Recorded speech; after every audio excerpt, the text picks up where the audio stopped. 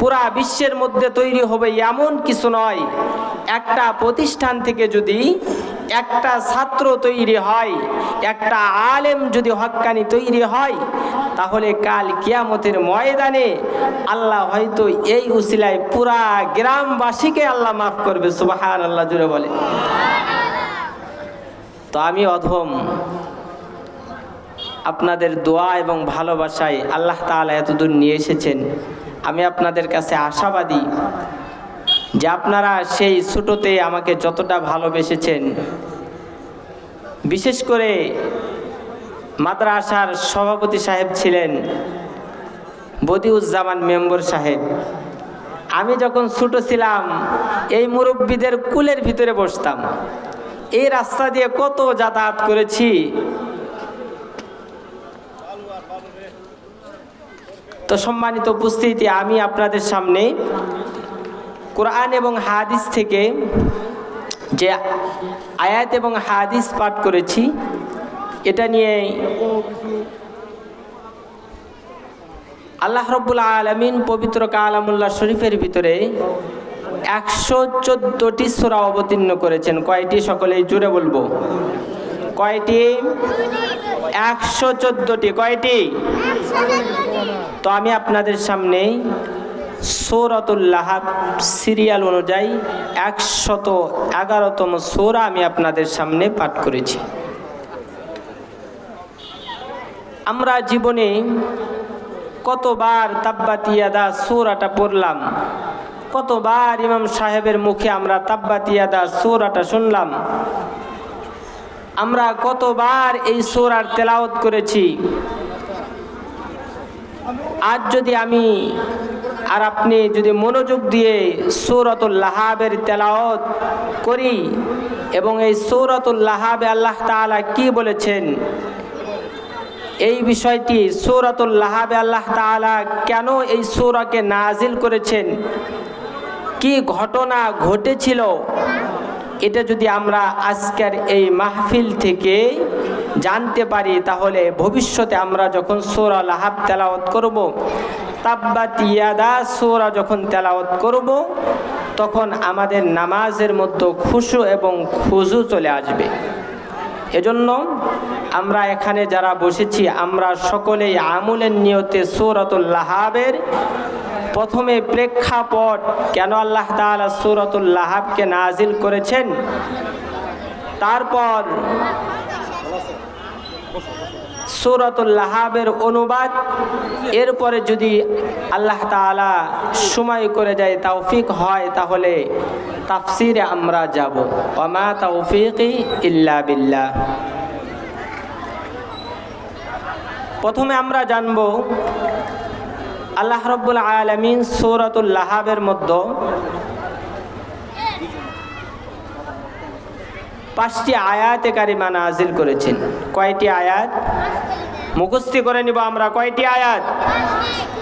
আচ্ছা, আপনারা কি আমার উপরে রাগ করে আছেন? আমি বুঝতেছি না। সামনে ফাঁকা, এদিকে ফাঁকা, এদিকে কিছু, এদিকে কিছু। আসলে মনে হয় যে এই হাসিনা চলে যাওয়াতে আপনাদের মন খারাপ, তাই নাকি? মন খারাপ আপনাদের? তাহলে আসেন, এই জায়গাটুকু পূরণ করেন। আসেন বাবাজিরা, এই জায়গাটা পূরণ করেন। যেখানে কোরআনি কথা হয় সেই জায়গাটার আশেপাশে যেন সামনে পিছনে ফাঁকা না থাকে। আমরা যারাই আসবো সামনে বসি, জায়গাটা পূরণ করে নিই। সকলেই আসেন, জিকিরের সাথে আসেন। লা ইলাহা ইল্লাল্লাহ, লা ইলাহা ইল্লাল্লাহ, লা ইলাহা ইল্লাল্লাহ, লা ইলাহা ইল্লাল্লাহ, লা ইলাহা ইল্লাল্লাহ। জোরে লা ইলাহা ইল্লাল্লাহ, লা ইলাহা ইল্লাল্লাহ, মুহাম্মাদুর রাসূলুল্লাহ। সকলেই পড়ি সাল্লাল্লাহু আলাইহি ওয়াসাল্লাম। মোহতারাম হাজিরিন, রব্বে করিম আল্লাহ রব্বুল আলামিন বিশ্বনবী মুহাম্মদুর রাসূলুল্লাহ সাল্লাল্লাহু আলাইহি ওয়াসাল্লামকে দুনিয়াতে প্রেরণ করেছিলেন মক্কা নগরীতে। বিশ্বনবী মুহাম্মদুর রাসূলুল্লাহ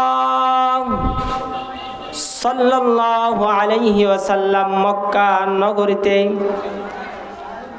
40 বছর পর্যন্ত মক্কা নগরীর মানুষের সঙ্গে চলাফেরা করেছেন। বিশ্বনবী মুহাম্মদুর রাসূলুল্লাহ সাল্লাল্লাহু আলাইহি ওয়াসাল্লাম 40 বছর পর্যন্ত মক্কা নগরীর মানুষের সাথে চলাফেরা করেছেন। একটি বারের জন্য তিনি তাদেরকে তাওহীদের দাওয়াত দেন নাই, যার জন্য মক্কার কাফের মুশরিকেরা, মক্কার বেদুইন কাফের মুশরিকেরা মুহাম্মদুর রাসূলুল্লাহ সাল্লাল্লাহু আলাইহি ওয়াসাল্লাম আব্দুল্লাহর ছেলে মুহাম্মদকে তারা নাম দিয়েছিল আল আমিন। তার বিশ্বাসতা, তার আমানতদারির কারণে মক্কার কাফের মুশরিকেরা তার নাম দিয়েছিল আল আমিন। মুহাম্মদ সাল্লাল্লাহু আলাইহি ওয়াসাল্লামকে তারা মুহাম্মদ বলে ডাকতো না, তারা আল আমিন বলে ডাকতো। ভালোবেসে তারা তাকে সাদিক বলে ডাকতো, সাদিকিন বলে তাকে ডাকতো। কেউ মুহাম্মদ বলে ডাকতো না, সকলেই আল আমিন বলে ডাকতো। সম্মানিত উপস্থিতি, মুহাম্মদুর রাসূলুল্লাহ সাল্লাল্লাহু আলাইহি ওয়াসাল্লাম যখন 40 বছর হয়ে গেল, আমার পয়গম্বরকে নবুয়ত দান করা হলো। আমার আপনার নবী সাইয়্যিদুল মুরসালিন খাতামুন নবিয়্যিন ওই মক্কা নগরীতে এতিম সন্তান মুহাম্মদকে যখন আল্লাহ তাআলা নবী হিসাবে মনোনীত করলেন, নবী হিসাবে মনোনীত করার পর নবী আমার তার কওমের লোকজনের কাছে চলে আসলেন। আল্লাহ রাব্বুল আলামিন তাফসীরে ফাতহুল মাজিদের মধ্যে মুফাসসিরিনে কেরাম উল্লেখ করেন, তাফসীর সাক্ষী পয়গম্বর সাল্লাল্লাহু আলাইহি ওয়াসাল্লামকে যখন আল্লাহ রাব্বুল আলামিন ডাক দিয়া বললেন, ওয়া আনযির আশীরাতাকাল আকরাবিন। আমার নবীকে ডাক দিয়ে আল্লাহ তাআলা বললেন, নবী গো,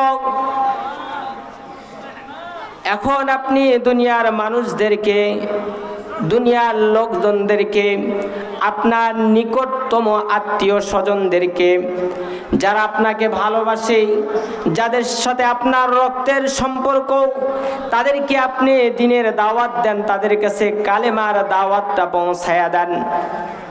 আমার কথা বুঝে থাকলে বলেন, 40 বছর পর্যন্ত আমার নবীকে কাফের মুশরিকরা কি নামে ডাকতো? কি নামে ডাকতো? আরেকটু জোরে বলেন, কি নামে ডাকতো?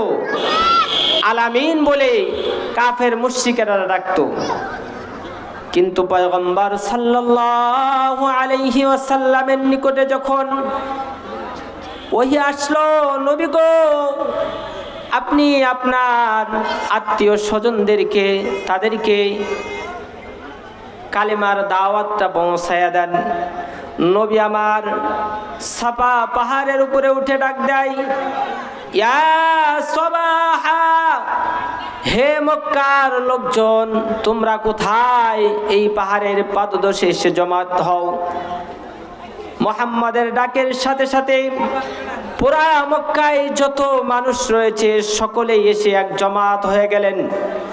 নবী আমার তাদেরকে ডাক দিয়া বলে, ও মক্কাবাসী, ও মক্কা নগরীর মানুষেরা, আমি যদি তোমাদেরকে বলি যে পাহাড়ের পাদদেশে, পাহাড়ের অপর পাশে শত্রুরা তোমাদের উপরে আক্রমণ করার জন্য অস্ত্রে শস্ত্রে সজ্জিত অবস্থায় তারা পাহাড়ের পাদদেশে অপেক্ষা করতেছে, তোমরা কি আমার কথা বিশ্বাস করবে?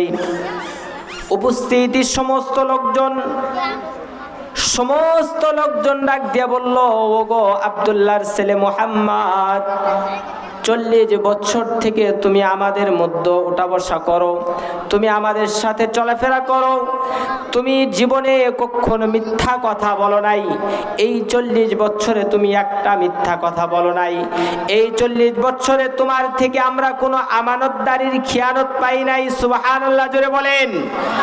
আমানতদারির খিয়ানত আমরা পাই নাই গো। তুমি যদি আজকে বলো পাহাড়ের পাদদেশে শত্রুর অপেক্ষা করতেছে, তাহলে আমরা অবশ্যই এই কথার বিশ্বাস করব।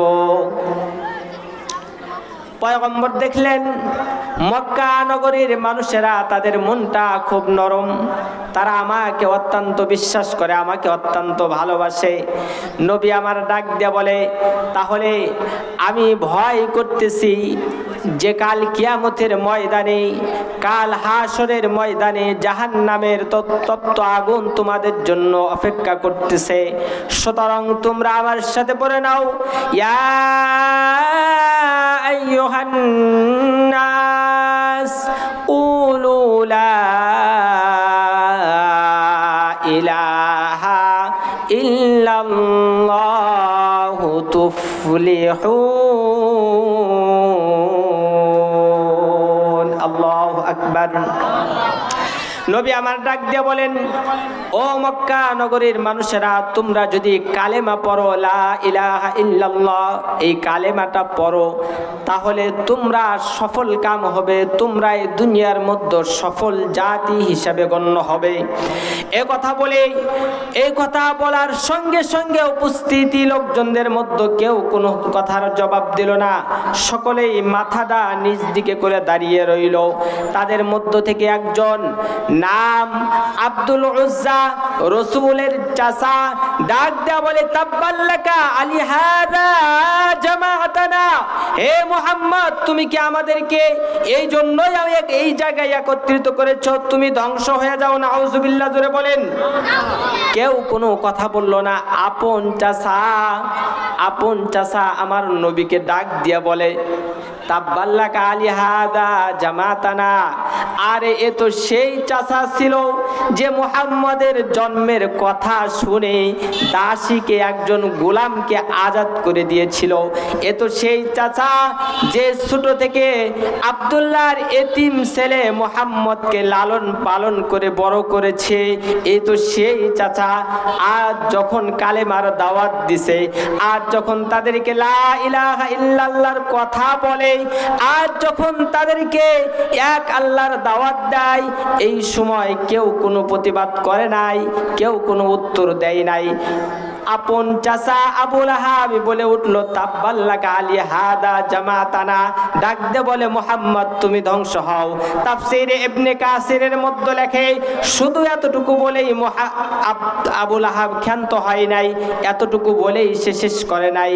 সে তার পায়ের কাছ থেকে নিয়ে একটা পাথর নিয়ে আমার পয়গম্বরের দিকে ছুঁড়ে মেরেছিল। আমার কথা আপনারা বুঝতেছেন? পয়গম্বরের দিকে একটা পাথর ছুঁড়ে মেরল। আসলে কথা আছে যে পর মানুষে কষ্ট দিলে অত কষ্ট মনে হয় না, আপন মানুষ কষ্ট দিলে এটা মেনে নেওয়ার মতো না। কথা বলেন ঠিক কিনা? কি বলেন? যুবকেরা বুঝবে,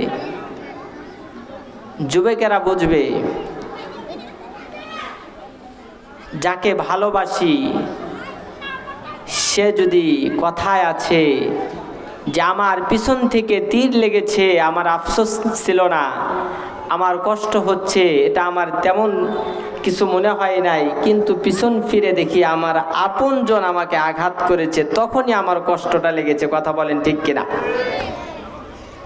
আমার নবী, এতিম নবী মুহাম্মাদুর রাসূলুল্লাহ কোনো প্রতিবাদ করে নাই, মাথাটা নিজ দিকে দিয়ে আমার এতিম নবী কোনো প্রতিবাদ করলেন না। আল্লাহ রাব্বুল আলামিন ডাক দিয়ে বলেন, ওগো আল্লাহর হাবিব, আপনি প্রতিবাদ না করলে কি হবে? আমি আল্লাহ তাআলা অবশ্যই আবু লাহাবের কথার প্রতিবাদ করব। সুবহানাল্লাহ, আরেকটু জোরে সুবহানাল্লাহ। ডাক দিয়ে বলেন, ওগো নবী, আবু লাহাব আপনাকে ধ্বংসের কথা বলেছে, এ কথা আবু লাহাব আপনাকে বলে, আমি আর প্রতিবাদ করব? আমি আল্লাহ তাআলা সূরাতুল লাহাব নাজিল করে আমি জানিয়ে দিলাম যে আবু লাহাবের প্রতিবাদ আমার নবী করে নাই, কিন্তু আমি আল্লাহ তাআলা আবু লাহাবের প্রতিবাদ করলাম।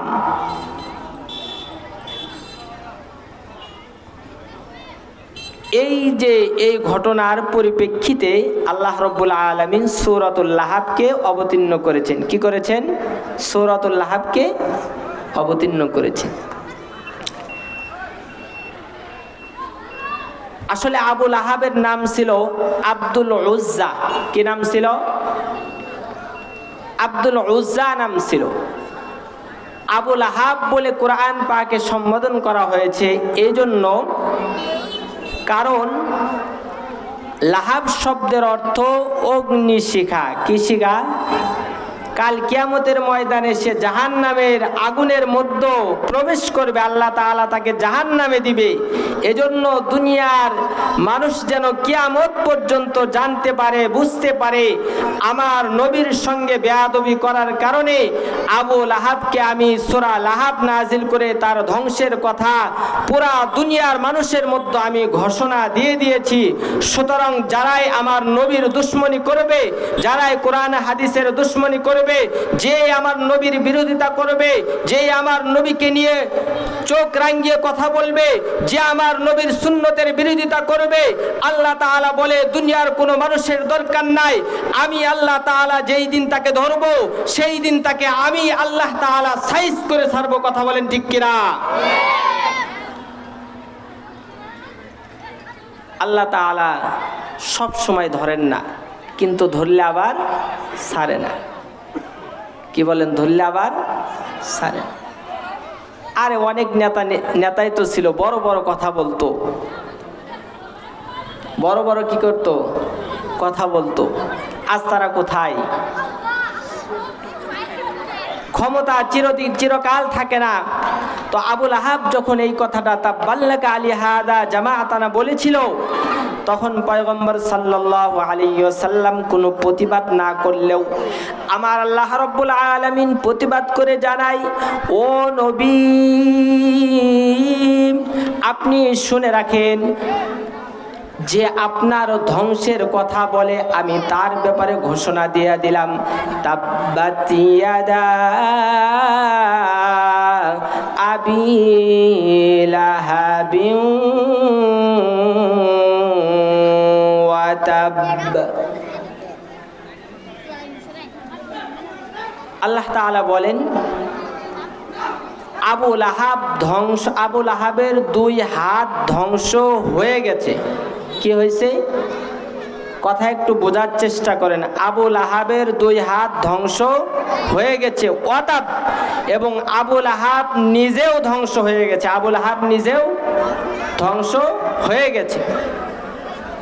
মুফাসসিরিন একরাম লেখেন যে তখনও কিন্তু আবু লাহাব কি ছিল? জীবিত ছিল, তখনও বেঁচে ছিল। ওই মজলিস থেকে সে বাড়িতে ফিরে তার স্ত্রী উম্মে জামিলকে ডাক দিয়ে বলেন যে ও বিবি, মোহাম্মদ, আব্দুল্লাহর ছেলে মোহাম্মদ, এতিম সন্তান, যাকে আমরাই লালন পালন করে বড় করলাম, সে আজ আমাদের লাত, উজ্জা, মানাত, আমাদের মূর্তির বিপক্ষে কথা বলে। সে একটা নতুন খোদার কথা বলে, সে একটা নতুন আল্লাহর কথা বলে, এবং আমার বিরুদ্ধে সে কবিতা আবৃত্তি করেছে। জোরে বলবেন না নাউজুবিল্লাহ? আমার বিরুদ্ধে কবিতা আবৃত্তি করেছে। আব্দুল্লাহর ছেলে মোহাম্মদ হিন্দাও মহিলা হিসাবে অত্যন্ত খান্নাস মহিলা ছিল। সে বলে, কি বলো, এত বড় কথা, মুহাম্মদের এত বড় সাহস, আমাদের বিরুদ্ধে কথা বলে, আমাদের মূর্তির বিরুদ্ধে কথা বলে, এত বড় সাহস মুহাম্মদের। সে বলে, দেখি আমি মুহাম্মদের সঙ্গে কথা বলে আসি। মজার ঘটনা, বাল্যকালের বন্ধু আবু বকর এবং মুহাম্মদুর রাসূলুল্লাহ সাল্লাল্লাহু আলাইহি ওয়াসাল্লাম মসজিদের ভিতরে বসে আছে, আর উম্মে জামিল এত বড় একটা পাথর মাথায় নিয়ে আল্লাহ রসুলের দিকে আসতেছে। আবু বকর ডাক দিয়ে বলেন, ওগো আল্লাহর নবী মুহাম্মদ, আমার ভয় হয়, ওই তো আপনার চাচি আসতেছে আপনাকে মারার জন্য, আপনার মাথায় পাথর মারবে। ওগো নবী, আমার তো খুব ভয় হয়, আপনি যদি একটু সরে যেতেন তাহলে হয়তো সে আপনাকে, আপনার মাথার উপরে পাথর মারতে পারত না। আমার পয়গম্বর ডাক দেয়া বলে, আবু বকর তুমি চিন্তা করবে না, সে এই পর্যন্ত আসলেও আমি নবীকে দেখতে পারবে না। সুবহানাল্লাহ। হিন্দা আসলো, উম্মে জামিল আসলো, এসে আমার পয়গম্বরের সামনে কাছাকাছি এসে আবু বকরকে জিজ্ঞাসা করে, আবু বকর, এখানেই তো তোমার বন্ধু মুহাম্মদ বসা ছিল, কোথায় গেল? সে কোথায়? এখানে তো বসা ছিল, হাতে পাথর এরকম নিয়ে বলতেছে, এখানে বসা ছিল, কোথায়? আবু বকর বলে, কেন তুমি দেখতেছো না? সে বলে, পালাইছে, পাথরটা ওইদিকে ফালায় দিয়া যাইতেছে, আর মুখে যা আসে বলতেছে, এত বড় সাহস মুহাম্মদের, আমাদের বিরুদ্ধে কথা বলে, আমার বিরুদ্ধে কথা বলে, এত বড় সাহস মুহাম্মদ কোথায় পাইল? এই কথা সেই কথা বলতে বলতে যাইতেছে। তো আমি বলতেছিলাম, আলোচনা দীর্ঘ নয়। ও বাকুরচরের বাবাজিরা, আল্লাহ রাব্বুল আলামিনের হাবিব যেই কালেমাটা নিয়ে এসেছে, লা ইলাহা ইল্লাল্লাহু মুহাম্মাদুর রাসূলুল্লাহ।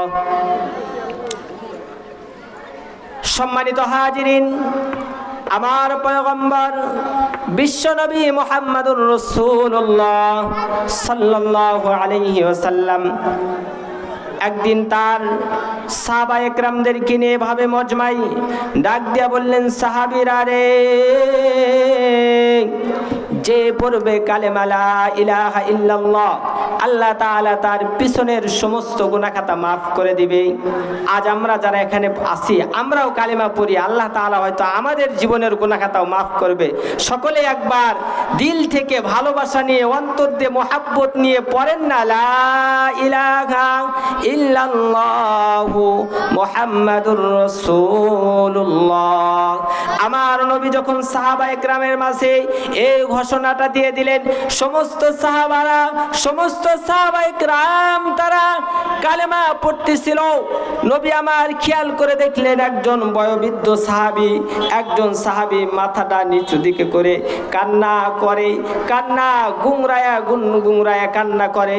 নবী আমার ডাক দিয়ে বললেন, ও সাহাবা, তোমার কি হয়েছে? তুমি কেন কান্না করো? তোমার কি হয়েছে?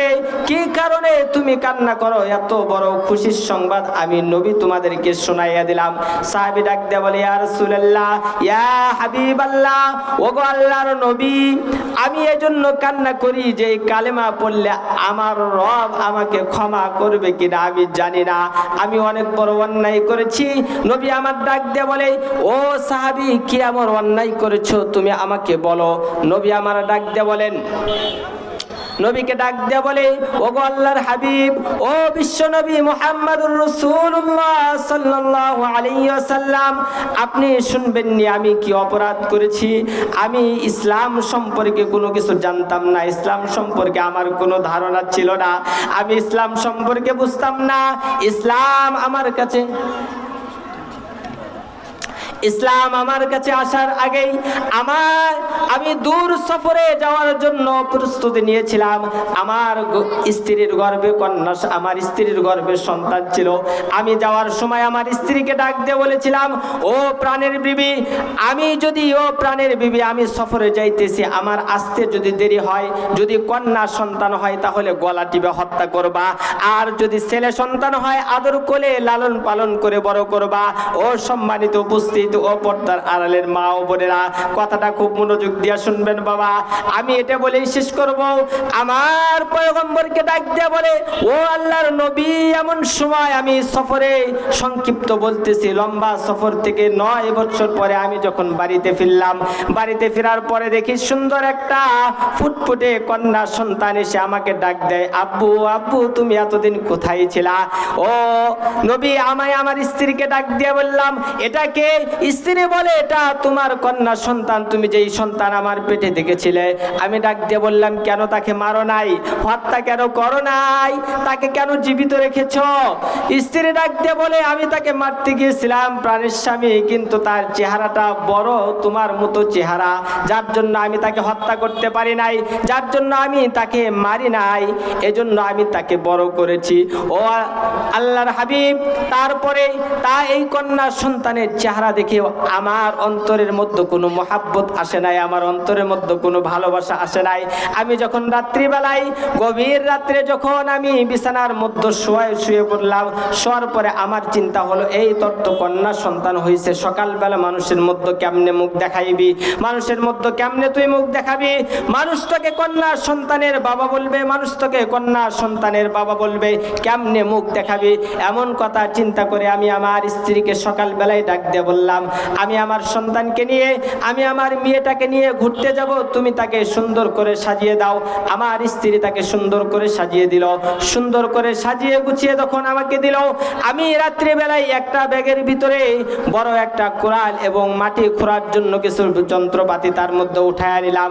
মরুভূমির রাস্তা দিয়ে যাইতেছিলাম, কন্যা সন্তান আমাকে বারবার ডাক দিয়ে বলতো, কি হয়েছে বাবা, কোথায় যাও? মরুভূমির রাস্তা দিয়ে।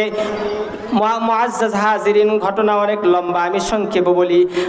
অনেক দূর পথ চলার পরে মরুভূমির মধ্যে আমি একটা গর্ত খনন করতেছিলাম,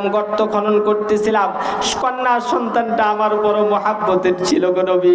কন্যা সন্তান, আমি যখন ক্লান্ত হয়ে আমার মুখের মধ্যে যখন বালু লেগে যেত, কন্যা সন্তান এসে আমার বালুটা তার জামার আঁচল দিয়ে মুছে দিত আর বলতো, বাবা কেন গর্ত খুঁড়তেছ? এমন সময় আমার নবীকে ডাক দিয়ে বলে, ইয়া রাসূলুল্লাহ, ইয়া হাবিবাল্লাহ। তখন আমার অন্তরের মধ্যে কোনো মহাব্বত আসে নাই, কন্যার প্রতি ভালোবাসা আসলো না। এমন সময় গর্ত খনন করা যখন শেষ হলো, কন্যা সন্তানকে ডাক দিয়ে বললাম, মা এদিকে আসো, এদিকে একটু আসো। যখন সে আসলো, গর্তের নিকটবর্তী আসার পরে আমি তাকে পিছন দিয়ে ধাক্কা দিয়ে গর্তের মধ্যে ফেলে দিলাম। কন্যা আমাকে ডাক দিয়ে বলে, বাবা আমি জানি মা আমাকে বারবার বলতো, এই সমাজ কন্যা সন্তানদেরকে দেখতে পায় না, এই সন্তান কন্যা সন্তানদেরকে জীবিত রাখে না, এই সমাজ আমাদেরকে ভালোবাসে না। ও বাবা, আমাকে এখান থেকে উঠায় নিয়ে যাও, আমি তোমাদের এলাকা ছেড়ে দূরে কোথাও চলে যাব, আর তোমাদের মুখ দেখাবো না। ও গো আল্লাহর নবী, তারপরে আমার অন্তরে মহাব্বত আসে নাই, তারপরে আমার অন্তরে এক বিন্দু পরিমাণ ভালোবাসা আসে না। আমি বড় পাথর এই কন্যা সন্তানের উপরে মারতেছিলাম। ও গো আল্লাহর নবী, পাথর মারতে মারতে একটা পাথর আমার কন্যা সন্তানের মাথার মধ্যে লেগে যায়, লাগার সাথে সাথে রক্ত ছিটে আমার জামার মধ্যে লেগে যায়। আমার অন্তরের মধ্যে কেমন জানি ঝাঁকি দিয়ে ওঠে। আমি তারপরে বাড়িতে যখন ফিরে আসি, আসার পরে যে যখন যা করি, আমার ওই কন্যার কথা মনে পড়ে যায়, আমার ওই সন্তানের কথা মনে পড়ে যায়। আমি ঘুমাইতে পারি না, খাইতে পারি না। ও গো আল্লাহর নবী, আমি জীবিত কন্যার সন্তানকে দাফন করেছি গো নবী, আল্লাহ তাআলা আমাকে ক্ষমা করবে কিনা? আমার হাবিব ডাক দিয়ে বলে, ও সাহাবী, তুমি কি কাজ করেছো? আমি আমার বাবা পাই নাই, জন্মের পরে মাটাকেও হারাইছি, বাবাকে পাই নাই, আর তুমি কন্যা সন্তান পাওয়ার পরেও তুমি তাকে হত্যা করে দিলে। নবী আমার ডাক দিয়ে বলে, তুমি আল্লাহর কাছে তওবা করো, আল্লাহ তাআলা তোমাকে মাফ করে দিবেন। সুবহানাল্লাহ। এখানে আমরা যারা আছি, আমরাও অনেক পাপী, অনেক গুনাহগার বান্দা আছি। আমরাও যদি কালেমা বেশি বেশি করে কালেমার জিকির আজকার করি, কালেমা পড়ি, আল্লাহ তাআলাও আমাদেরকে মাফ করবেন। সকলে বলেন, কথা বলেন ঠিক কিনা? এজন্য সম্মানিত উপস্থিতি, আলোচনা লম্বা নয়, আমি আপনাদের সন্তান, পর্দার আড়ালের মা ও বোনেরা যারা আছে তারাও আমাকে চিনে। আমি আপনাদের সন্তান হিসেবে যতটুকু আলোচনা করলাম, যতটুকু কথা বললাম, আমি এই সূরার তাফসিরের দিকে যাইতেই পারি নাই, সময় শেষ। বক্তা সাহেব এসে বসে আছে, আসলে বক্তা আসার পরে আর আলোচনা করা ঠিক না, তারপরেও একটু বললাম। আল্লাহ রাব্বুল আলামিন আমাদের সকলকে আমলের নিয়ত করে এই কথাগুলোর উপরে আমল করার জন্য তৌফিক দান করে, সকলে বলে আমিন। পরিশেষে একটি কথা, আমি এখানে আসার পূর্বে এই যে এই এলাকায় ছিলাম, সেই হিসাবে আমি জানি এলাকায় অনেক প্রবাসী ভাই আছে, তারা আমার কাছে বিভিন্নভাবে তারা মেসেজ দিয়ে, মেসেঞ্জারে, ইমোতে এবং আমাকে বিভিন্নভাবে বলেছে যে ভাই আমাদের এলাকায় যাইতেছো, আমাদের জন্য দোয়া করবা, আমাদের জন্য। তো পরিশেষে আমি আমার প্রবাসী ভাইদের জন্য সকলের কাছে দোয়া চাই যে তাদেরকে আল্লাহ তাআলা সুস্থ রাখে, তাদেরকে ভালো রাখে। এবং আরও যে সমস্ত মুরব্বীরা বিদায় নিয়েছে, এই যে এই স্কুলের মাস্টার আমিনুল কাকা, তার বাবাও বিদায় নিয়েছে, মুরব্বী ছিল। বদিউজ্জামান মেম্বার সাহেব বিদায় নিয়েছে, আরও অনেক মুরব্বী তারা বিদায় নিয়েছে। তাদের সকলের জান্নাত কামনা করে আমি আমার আলোচনা শেষ করছি। সকলের কাছে দোয়া চাই। আর আমার আলোচনার মধ্যে কোনো ভুল ত্রুটি হলে সকলেই আমাকে মাফ করে দিবেন এবং ক্ষমা সুন্দর দৃষ্টিতে দেখবেন। আসসালামু আলাইকুম ওয়া রাহমাতুল্লাহি ওয়া বারাকাতুহু।